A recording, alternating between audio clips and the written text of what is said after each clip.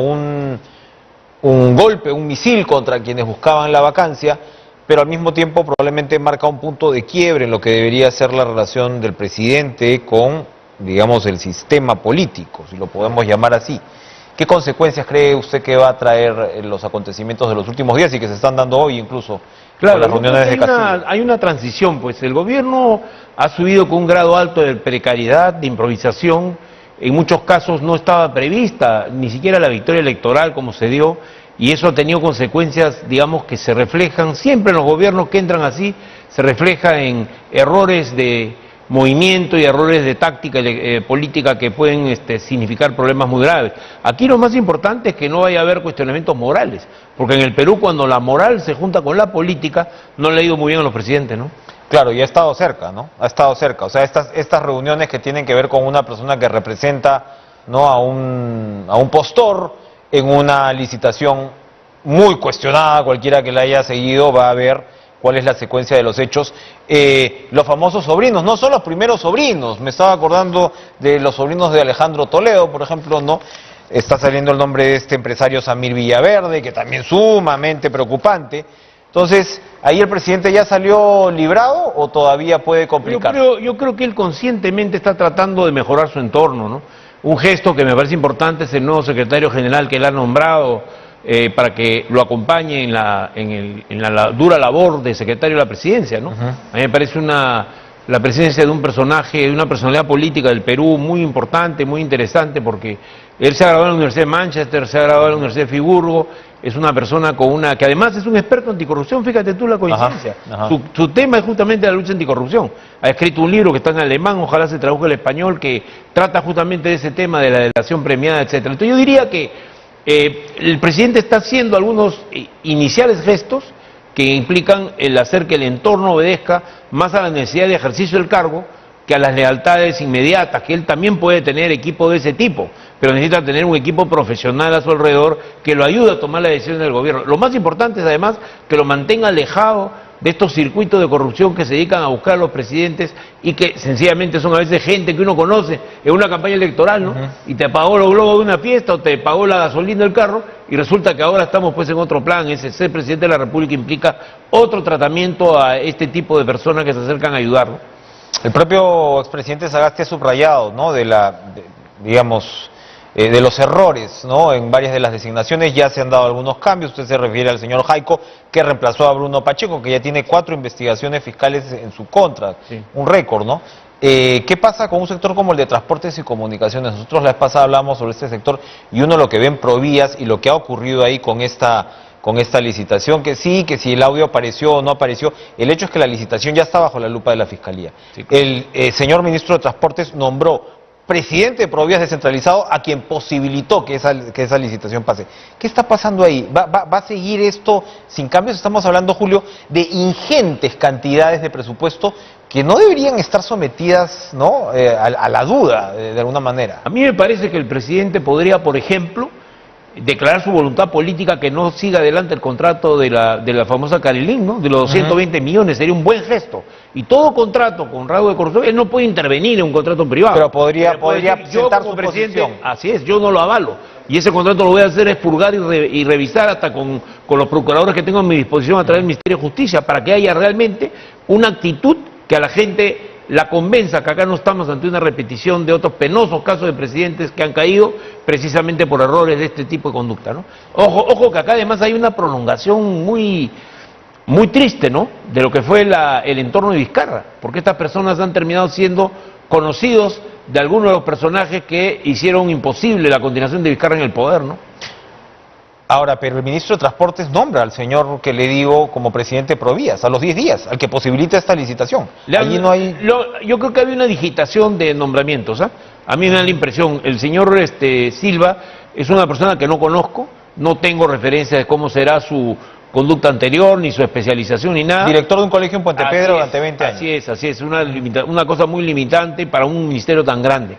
Y pues tendrá que revisar el presidente. Lo que a mí me parece más importante son los gestos, que tome actitudes que realmente le demuestren a la población y al mundo político que él no es una persona venal ni que está dispuesta a soportar la corrupción en ninguna de sus acepciones. Este país está traumado por el problema de la corrupción. En este país No hay manera de sostenerse en el poder si uno no deja ese tema debidamente zanjado. Y aquí no se tiene que esperar investigación en el Congreso o que actúe nomás el Poder Judicial. Un presidente tiene el poder de decir qué piensa de algo.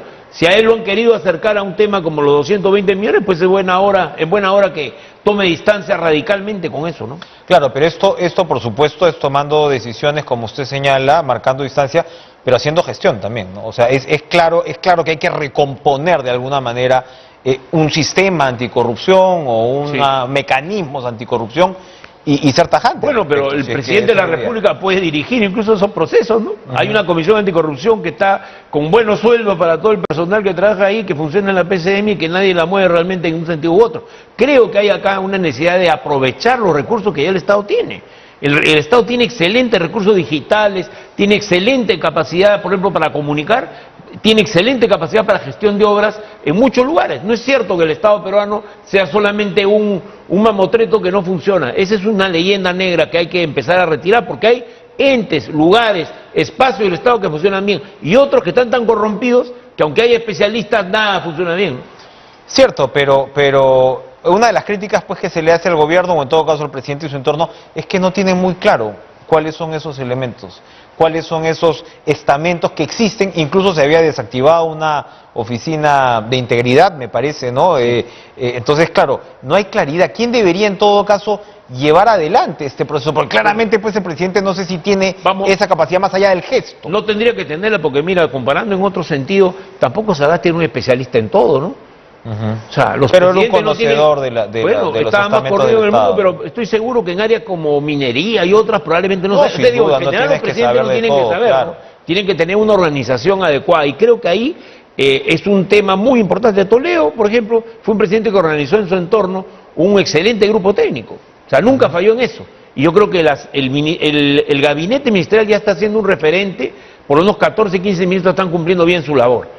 Bien su labor. Yo creo que de esos 14 hay pues un ranking de 6 o 7 que son los prime, hay otros que son intermedios y la cosa es que los malos no llevan a que se arruinen gestiones muy importantes para el Estado. Creo que la política tiene que ser trabajar con excelencia y con personas que tengan los méritos adecuados para poder ejercer. Habría que cambiar a esos que usted señala sin duda, porque ya están arrastrando bastante tiempo. Claro. Mirta Vázquez ha perdido oxígeno, ha ganado... digamos, ¿va a poder quedarse un tiempo en el puesto o en esto queda inevitablemente afectada en este ir y venir? Difícil decirlo, ¿no? Porque ahí se trata también de una relación muy personal con el presidente, ¿no? Que es la que tiene que funcionar porque el premier, si bien representa al gabinete y tiene una función específica, necesita mucho ser una persona que trabaje a codo con el presidente. Yo tengo la impresión que ahí se ha ido mejorando las relaciones que también son parte importante de este tipo de cargos. Y creo que el problema con la Premier es de que no sé si está muy clara de cuál va a ser su legado, cuál va a ser la parte del trabajo de gobierno que ella va a hacer. O sea, yo creo que ella está en el día a día porque la crisis ha sido muy intensa. Pues ahora es el momento que ella diga cosas un poco más de fondo, ¿no? Vamos a ver si esa carrera de fondo la va a correr, pero en principio yo creo que ella es una mujer correcta, creo que es una líder. Y creo que es una persona que ha estado tratando de servir lo mejor posible al Perú. Creo que eso es indiscutible. Ahora, Julio, no parece ser fácil, digamos, establecer esa relación de trabajo con el presidente, ¿no? Probablemente si no ha sido uno cercano al presidente, y ya sabemos que de repente ese círculo cercano, ya vemos lo que ha pasado en muchos casos, y como usted señala, es un tema aluvional. Entonces, claro, el presidente probablemente no tiene porque lo que se señala es que, claro, él confía mucho, ¿no? En la gente cercana y bueno, ya le ha traído problemas a la gente cercana. Difícil debe ser, ¿no? Yo creo que el presidente ha hecho un aprendizaje muy duro, que lo hacen los presidentes al entrar, pero él aún más porque viene, digamos, por la experiencia profesional que él tiene. Es básicamente una persona vinculada al mundo sindical, vinculada al mundo agrario. Yo creo que lo está haciendo, yo creo que está visualizando más. Si tú escuchas sus discursos, ¿no? Que obviamente no los lees escritos casi todos, vas a notar que hay un mejoramiento. Por ejemplo, la manera como enfrentó el tema de Amazonas, ¿no? Con una calidez con la gente, con una claridad de lo que había que hacer que a mí me impresionó realmente. Se peleó con un periodista, perdió los papeles. Bueno, pero era un periodista de Huila que también preguntó de una manera... Pero uno tiene que estar por encima de eso, ¿no? Sí, pero es verdad, pero él no es Belaúnde, pues. O sea, él es un presidente que tiene todavía esa contingencia de la batalla diaria, porque además lo para acosando a la prensa, ¿no? Bueno, pero ya sabemos que pelearse con la prensa no es un buen negocio, Julio. O No, sea, pero es también decir, la o prensa sea, no tiene que pelearse con los presidentes. Yo creo que ahí hay mucha también, injusticia en eso, ¿no? es cierto, pero estamos... ¿Tú no crees que en la campaña electoral hubo injusticias en ese sentido? Siempre hay injusticias. No, pero estas siempre hay fueron muy injusticias, graves, pero también hubo un ímpetu antifujimorista que él aprovechó sumamente bien. Claro. O sea, era toma y daca. Yo, sin ser ni remotamente fujimorista, también Claro. es obvio que ese impulso, ese rush, lo puso él probablemente en Palacio. Y vamos, usted Tiene como que consultor, amistarse como con la asesor, prensa. no diría que ya... Sí.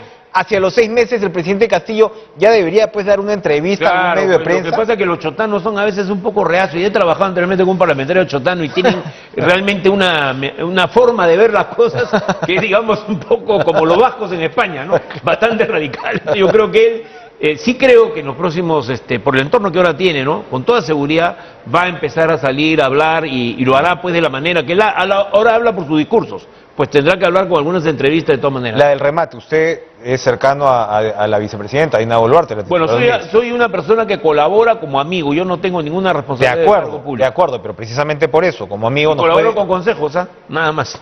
Está muy bien, eso, pero precisamente esos son los mejores amigos. ¿Cómo la ve ahora a la vicepresidenta? Muchos han querido convertirla en una figura similar a Vizcarra, ¿no? Ahora que se hablaba de vacancia, ¿qué iba a pasar con Dina Boluarte? ¿Cuál iba a ser su posición? Ella ha ratificado su lealtad, pero ¿cómo ve el papel de la vicepresidenta de aquí en adelante? Tiene una gran madurez personal, y tú sabes que un gran problema entre los políticos es que no tengan madurez personal y no contengan sus emociones. Y ella sí sabe contener sus emociones y tiene gran madurez personal.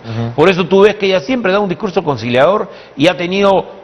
Yo diría una maestría, digamos, al nivel en que ella se encuentra todavía en un desarrollo político progresivo para poder manejar esa contradicción y no dejarse avasallar por el deseo de muchos de ponerla a ella en medio de la controversia. Pero más bien, incluso saliéndose ella de la controversia, quizás podría tener un mayor papel en esta recomposición del círculo del presidente. Claro. Yo creo que ella cumple un rol, creo que cumple un rol importante. Yo mismo no sé hasta qué punto, pero creo que ella es una persona que hace valer su cargo público para cumplir con el objetivo supremo, que es el objetivo de que el país se estabilice. Y lo dice, lo hace, y tiene una actividad bastante elogiable a ese nivel con su ministerio, etcétera, ¿no? Julio Escapa, muchas gracias por Gracias a ti. Visitarnos hoy en Cara a Cara. Vamos a ir a una pausa y regresamos con la ministra de la Mujer y Poblaciones Vulnerables, Anaí Durán.